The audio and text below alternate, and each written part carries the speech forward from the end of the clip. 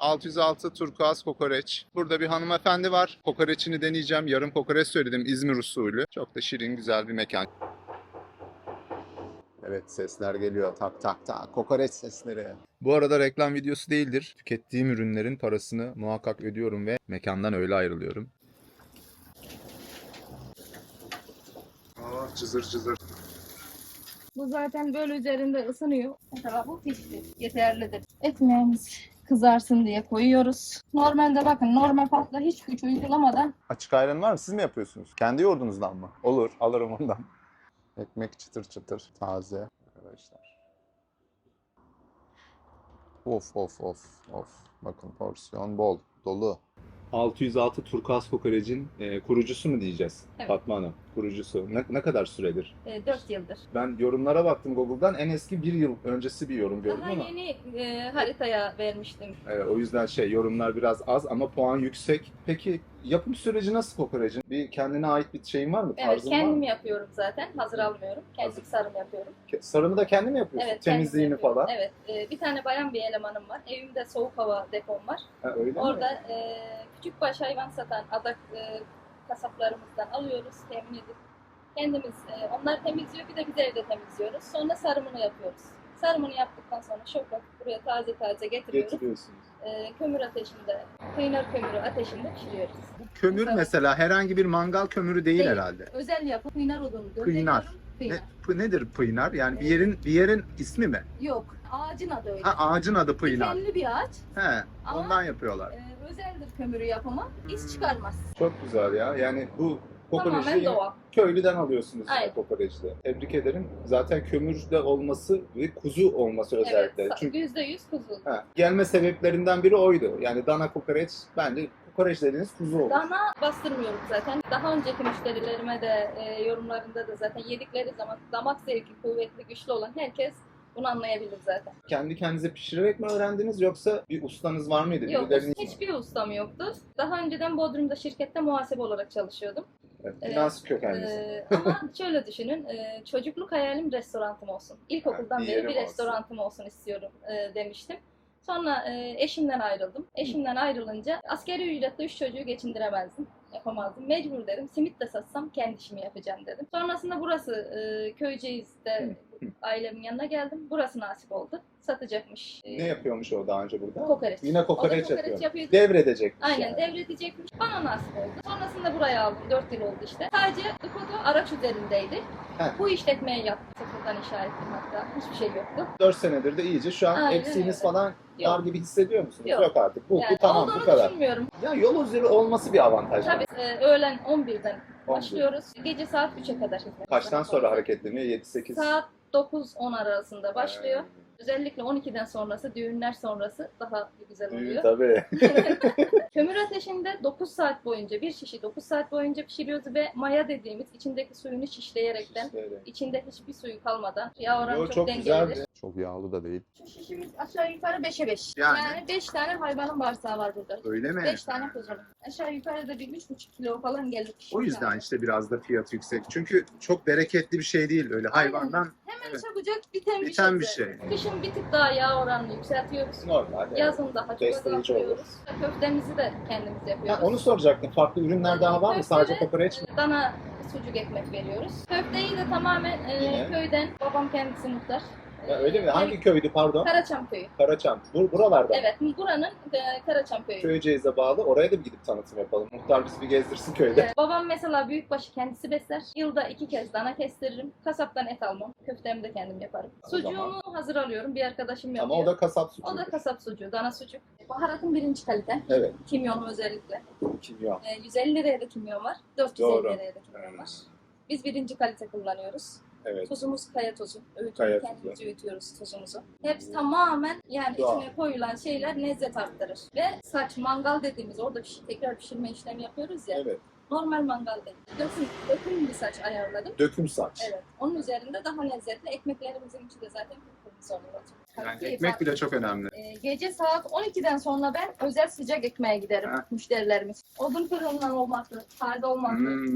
Bir de pişirme süresi mi? Evet, Pişirme süresi. Ayran biraz ekşi, köy yoğurduyla yapmış. Yani ben bir de şeyden yanayım. Baharat etin önüne geçmemeli. Müşterimiz çok baharatlı istiyorum derse ilave ederiz. Ama bize bıraktığı zaman az bir kimyon, az bir tuz yeterlidir.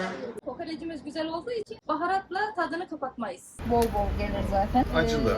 Şu bak. Hafif. Az bir kimyon, az bir tuz. Peki şeyin süreci nasıl? Mesela kokoreç size temizlenip geliyor. Bir de siz temizliyorsunuz. Evet, bayanımız tekrar temizliyor. Sıcak su girmez bu işe. Ha, girmez Aksine mi? soğuk su, buz gibi su olacak ki şoklama işlemi yapılacak, sarımı daha rahat olacak. Ağzına bumbar dediğimiz serpişecek. bağırsağını sarıyoruz. Arasına bademli, uykuluklu çöz sarıyoruz. Onun üzerine ince bağırsak sarıyoruz. En üst tabakada ince bağırsak. O halka şeklinde zaten. Sonra pişiyor. Pişiyor. Piştikten sonra indirdiğimizde halka halka kesiyoruz. Civarda başka kokoreççileri gidip Var. yediniz. Denizli'de birkaç çok kokoreçli yerlere gittim. Evet. Özellikle bir çeyrek söylerim. Acaba kendimi daha iyi geliştirebilir miyim? Eksiğim var mı? Evet. Ben buna bakarım.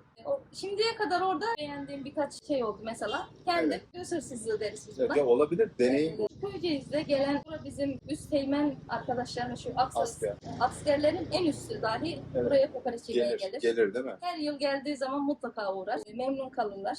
Akyaka'dan bile gelinir buraya. Muğla merkezden bile gelinir. Kadın girişimcisiniz. Temizlik zaten başta gelir. Kokoreç işi çok basit bir şey değil. Çok basit gibi görünür ama basit bir şey. Yerken basit. Geri 5 aşaması, dakikada yiyorsunuz. hazırlık, ateş ayarını Ve çok da bekletmemek lazım. Yemek lazım. Aynen. Yine böyle lastikleşiyor. Fiyatlar hakkında da bilgi verin. Yani fiyatlar çok yükseldi eskiye göre. Mesela her şey. bir şişi 300 liraya mal ederken bundan 2 yıl önce şu anda tamamen benim kendim sarmama rağmen bir şişi 1500 liraya mal ediyorum. Tezgahta bir sıra kokoreç Evet, mi? bir şiş. Ama dışarıdan almaya kalktığımızda 2950 lira. 3000 lira yani. 3000 lira diyelim. Bir şişten kaç yarım ekmek çıkıyor? 30. Ne kadar fiyatlar şu an? Yarım ne kadar? 150 lira. Tabii personelim var, giderim Aynen var, öyle. kar da edeceğim, para cebine de Aynen para öyle. girecek. Yani bu zaman fiyatların gayet normal. Çeyrek ne kadar? 80 lira. 80 lira. 3 çeyrek 225. 3 çeyrek 225. Ben genelde kokoreci şey yerim. Gece yiyorsam ekmeksiz halka porsiyon isterim. İşte Tamam. kimi 3 halka verir, kimi yarım porsiyona 2 halka koyar. Sizde var mıdır mesela Vardır. porsiyon? Kaç halka koyuyorsunuz? Sorarız ki yarım içimi koyalım. 3 Evet. çeyrek içimi. Yarıma 2 halka atarız. Evet, yarım. 3 çeyreğe 3 halka atarız. Tamam. Ona halk olarak hesabını yaparız. Bol veririz zaten, aramayız 3'ü 5'i. Yok, gördüm az önce zaten. Ekmeğin içi o kadar bol ki döküyorum bakın. O kadar zor aşamalardan getirdim ki bunu. Elektriğim dahi yoktu burada. Elektrik aldım sonrasında. Şu anda suyum yok. Mesela. Su zor mu ama buraya su? Suyu büyük şehrimiz onaylamadığı için suyumuz yok. Ama aracımla 500 litre getiriyorum. Bütün çeşmelerimde su var. Benim 3 tane çocuğum var. Çocuk var. O zaman Aynen. 4. evladınız burası. Benim burası can damarım, öyle diyeyim. Tabii buradan ekmek. Yani benim tamamen ekmek kaynağım. Ekmek Çocuklarınızı teknem buradan yani. okutuyorsunuz. Aynen, Yani. üçü de okuyor. İnsanlar niye buraya gelsin? Yani siz diğer kokoreççilerden ayıran neden burayı tercih etmeli? Güzel bir kokoreç yemek için başta o. Lezzet. Lezzet için ve gerçekten de ailesini getirebileceği bir yer. Güzel bir cevap. Alkollü şeyleri almıyorum. Onları da rencide etmeden. Araçlarında mesela bayağı bir alkollü. Rica ediyorum. Biz size aracı servis edelim diyorum. Aracı veriyorum. Onları da kırmadan. 7-24 saat kamerayla Var değil mi o da? Telefondan Kayıt bakıyorum. var. Diyorum. Neden bu kadar çok seviliyor kokoreç? Neden çok seviliyor? Gerçekten Neden de. tercih ediyor insanlar böyle kokoreç? Açlık Zaten değil kokoreç. Değil. Karın doyurmak tok için olsa değil. ben de yerim. Ben tokken yiyeceğim 2 şey var benim. Kokoreç, kelle paça. Gerçekten de onu yediğimiz zaman zaten mutluluk hormonlarını geçirir. Soruları önceden göndermedim arkadaşlar. Valla pratik zeka çok acayip güzel cevaplar veriyor. Kuru fasulye yerken bu kadar salgılamıyoruz değil mi o hormonu? Aynen, tabii kokoreç yediğimiz zaman mutlu oluyoruz. Enerjim daha da böyle bir yerine geldi. Sakatatın gizemi herhalde arkadaşlar. Yediğiniz zaman müşteri şu şekilde ısırdığı zaman böyle bir güzel bir tat olur. Valla ben ısırdım gayet güzeldi tadı. Her gün gelen var mı ya? Var. Bodrum'dan gelen olur. Marmaris'te gençlerimiz vardır. Derler mesela abla biz özel mazot yaktık ama bize bir tarife uygula. Ha, Onu söylerler. biraz torpilli gelsin Aynen yani. öyle. Öğrenciye yapıyor musun bir şeyler? Yapıyorum. Hani gençler sen Mesela, kıyamazsın zaten. Diyelim yarımımız 150 ise içeceğin de 150 yap. Ya görüyorsunuz arkadaşlar işte. Bizlerin de çocuğumuz var. Ha işte. Var mı son söylemek istediğin? Lezzetimizi tatmalarını istiyorum. Mutlaka gelip bu lezzeti tadıp da geçmelerini istiyorum. Hatta ben müşterilerime, ilk gelen müşterilerime, tereddütle oturanlara şunu söylüyorum. Yiyin, beğenmezseniz ücretini almayacağım. Almayacağım. Bu kadar güveniyorum. Anladım. Evet, evet. Onun için herkesi bu lezzete bekliyoruz. Bunlar hep köy ürünü arkadaşlar. Ayranda kültürü yok. Neyse o yoğurt o yani. Protein deposu. Şimdi ben sana bir şey söyleyeceğim. Burada böyle bunu ihtiyacı olan biri var mı? Bunu ona takdim etsen. Karşımdaki esnaf arkadaşıma götürebilirim ya. Onu öyle yaparsan bizden Aynen. bir karşılığımız olsun. Ben çünkü tokum. Hani her zaman gelirim ben zaten buraya. Eline sağlık. Afiyet olsun. Arkadaşlar Hüseyin Aydın'la karşılaştım. Kızılyaka köyünde. Hüseyin Aydın'ın yeri restoran. Yer vermiştim. Günaydın yeri. Sağ üst köşeye bırakıyorum. Sandraz Dağı'na gitmiştik. Dönüşte senin mekana uğradık. O zaman çekim yapmıştım. Şans eseri geldi kokoreç yemeye Hüseyin abi. Burada yakalamışken onu da bir çekeyim dedim. Afiyet olsun Hüseyin abi. Görüşmek üzere. Görüşmek üzere.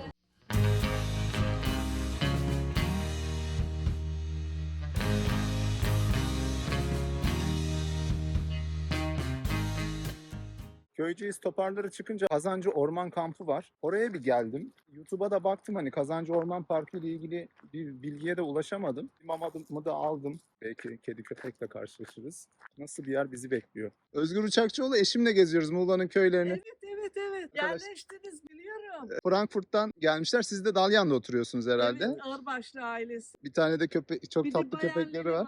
Beyefendi de yağlı güreşler var diye gelmiş ama sanırım öyle bir organizasyon yok abi bugün burada. Olmazsa ben biri bulurum. Bir güneş tutuşayım bari. Siz sevdiniz mi buraları? Biz öncesinde İzmir'de yaşadık. Akdeniz, İzmirli misiniz? İstanbulluyuz. İstanbul. Akdeniz'de yaşadık ama Muğla gibisi yok. Cennet. Muğla çok Cennet. ayrı bir yer. Her yere ait. Çok güzel. güzel. Biz 34 seneden beri Dalyan'dayız. Ne güzel. Takip ediyor musunuz? Ben ediyorum. Teşekkür Ben ederim. Yürüyeceğim ben. Burada göl falan da varmış. Çok sevindim sizi gördüğüme. Ben de sevindim. Ama burası gerçekten güzel bir yermiş ya. Çatı yuva. İsmini de güzel koymuşlar. Bağırma. Köpekten korktu biraz. Ahşap yine. Dokuyu bozmadan. Güzel bir alan oluşturmuşlar. Ormanın içinde. Burada parkı da var. Kamp alanı da var arkadaşlar. Çadırınızı kurabiliyorsunuz, kamp yapabiliyorsunuz. Bakın çadırları görürsünüz.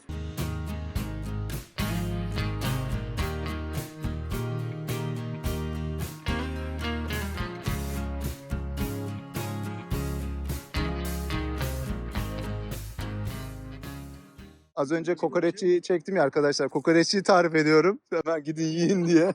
Acıkmışlar da. Arkadaşlar bu yöreye yerleşecek olanlar iyi düşünsünler. Bir de buraya gelecek insan köylüyle köylü olacak. Aynen öyle. Öyle Şeyin sinek ayağı var, burada yok. gübre var, ot var, bok var olmaz yani. Bakın arkadaşlar çöp kutuları tertemiz ya. Burası hiç çöp yok. Güzel korunmuş.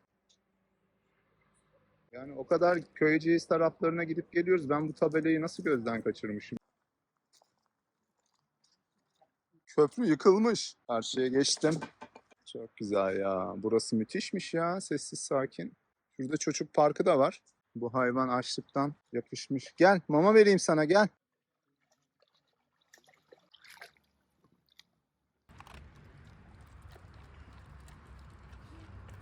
Biraz zayıf kalmış. Yeni de doğum yapmış gibi. Umarım burada bakıyorlardır ya. Bizim aslında değerlendirebileceğimiz çok güzel doğal alanlarımız var, parklarımız var, ormanlarımız var. Yani biraz da değerlendirmemekte haklılar. Çünkü o kadar güzel alanlar var ki şimdi buralara ister istemez çok doğayı bozmayacak şekilde bir yol yapılsa, böyle park alanları, toplanma alanları, mesire alanları yapılsa çok fazla duyarlılık gösterilmediği için bir süre sonra oralar çöplere maruz kalıyor. Burası beni çok etkiledi. Çok huzurlu bir havası var. Çünkü gökyüzünü kapatan ağaçlar var. Yani binalar yerine yeter ki ağaçlarla kapansın gökyüzümüz. Biz izleyecek boşluklar buluruz neticede.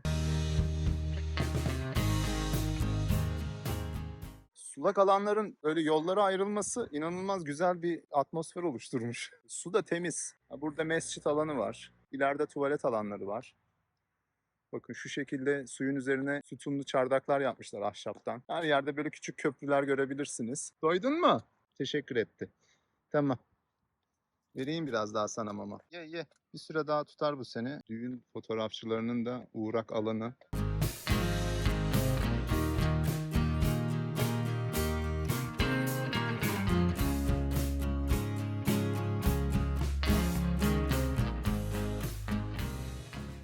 Suyun son bulduğu yer.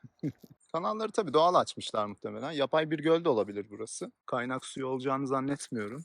Şekerden, çikolatadan bir ev mi acaba? Her an bir cadı çıkabilir karşımıza. Neresi burası ya? Ha, burası bir vana var. Biri yaşıyor herhalde. Güvenlik olabilir burayı korumak için. Şöyle ateş yakma alanı var. Bu köprüden karşıya geçeyim. Bakın burada geniş bir alan bizi karşılıyor. Sanırım beyefendinin yağlı güreşlerden bahsettiği alan burası. Aa, mantar. Bu mantarlar sıkıntılıdır. En azından böyle bir uyarı falan aslında. Çoluk çocuk ağzına atmasın bunları ya. Poşete alalım hemen. Bir minik bir stat havası yapmışlar. Bildiğiniz tribünler var.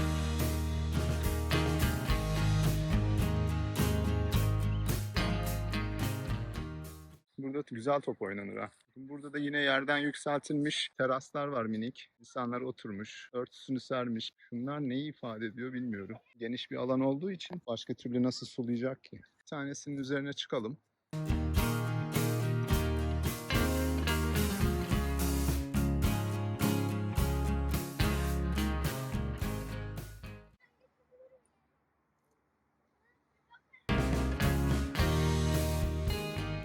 Bu alan arkamda kaldı. Ağaçların dizilimine, güzelliğe bakar mısınız? İyi geldi bana. Çok iyi geldi. Sizin herhalde bahsettiğiniz yer bu alan. Çünkü tribünler var. Burası burası. Evet, şu güzel uzun ağaçlara doğru gideyim.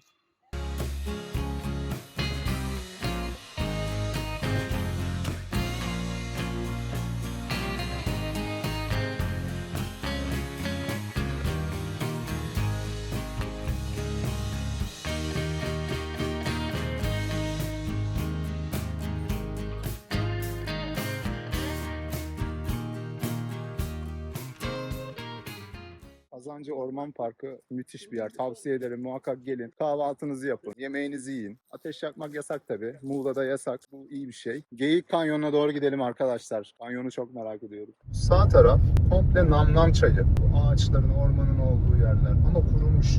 Yani o kadar büyük ve geniş bir çay ki bakın. Haritadaki konumu daha geniş alanlar vardı geçerken gördüm. Ama bir de bu manzaraya bakın. Kupkuru. Yani ülkemizdeki su sıkıntısının örneklerinden biridir. Bu kadar büyük bir çay nasıl yazın kuruyabiliyor ben anlamıyorum ya. Yani çok değişik bir köprü bu ya.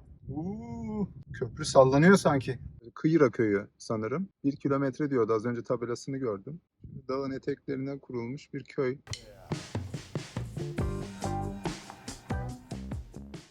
Ablam pozunu verdi. Kanyona doğru yaklaşıyoruz. Ve gerçekten bir kanyona gidermiş gibi gidiyoruz. Önerim motorla gelmemeniz. Dik bir tırmanış var bir yerden sonra. Geyik Kanyonu dağların arasında, tepesinde terk edilmiş bir yer. Görevli de yok. Konuşabileceğiniz kimse de yok. Burayı niye böyle yalnız bırakmışlar? Ben biraz üzüldüm bu duruma ya. O kadar da güzel, temiz bir havası var ki.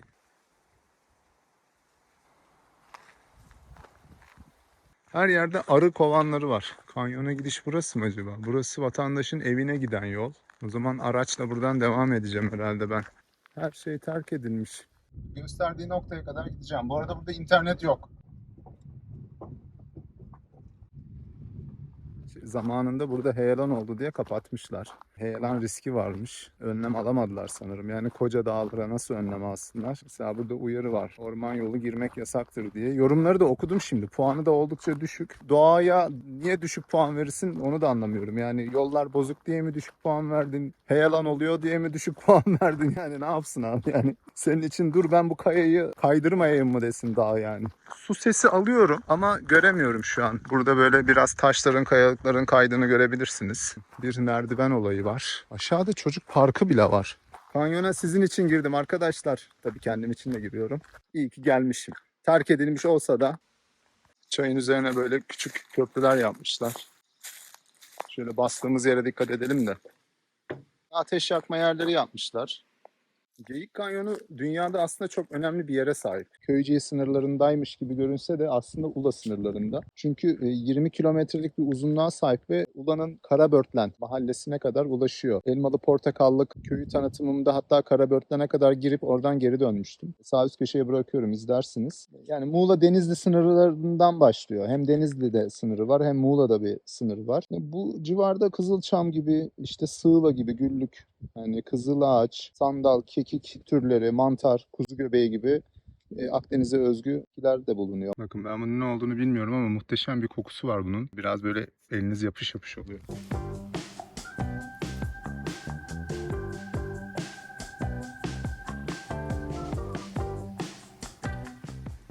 Burayı zehirleyen bir şey yani. İşaret mi koymuşlar onu da anlamadım. İçinde bir şey var gibi. Şimdi şurada da bir çuval var. Buraya bir şey saklamış olabilirler. Acaba ne sakladılar? Sadece kum varmış arkadaşlar. Yollar ister istemez kullanılmadıkça biraz kapanmış ama sizi istediği yere götürüyor yine de, anlıyorsunuz. Buraya gelirseniz iyi bir trekking, dağ ayakkabısı giymenizi öneririm. En azından bilekli bir ayakkabı işinizi rahat görecektir. Yarığın içinden ilerliyoruz. Kolay statüsünde diyebileceğimiz bir yürüyüş yolu. Şu ana kadar yaklaşık 1 kilometre bir içeri girmişimdir. Evet, buranın patika yolları biraz dar. Biraz daha ilerlemek istiyorum ama. Evet, şurada bir devrilmiş bir ağaç var şurada.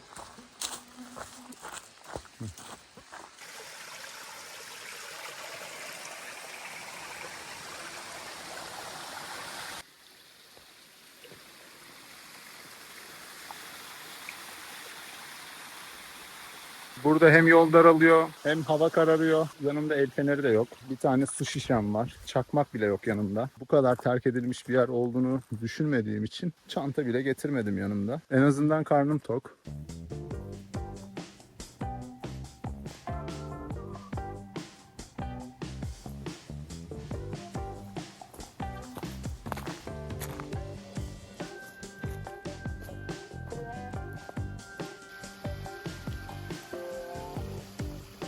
Bir süre sessizce yürüdüm, ormanı dinledim arkadaşlar. Çok iyi geldi. Biraz da ter attım.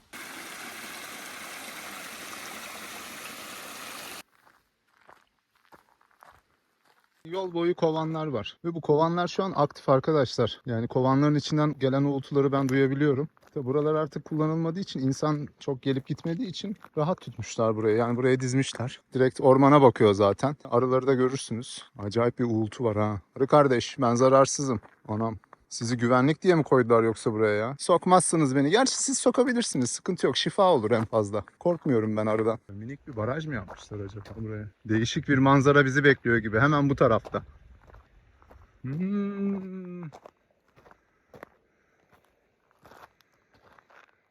Güzel bir gölet oluşmuş burada. Yangınlar içinde böyle bir gölet oluşturmuş olabilirler. Şu küçücük gölete bakmak bile insana huzur veriyor.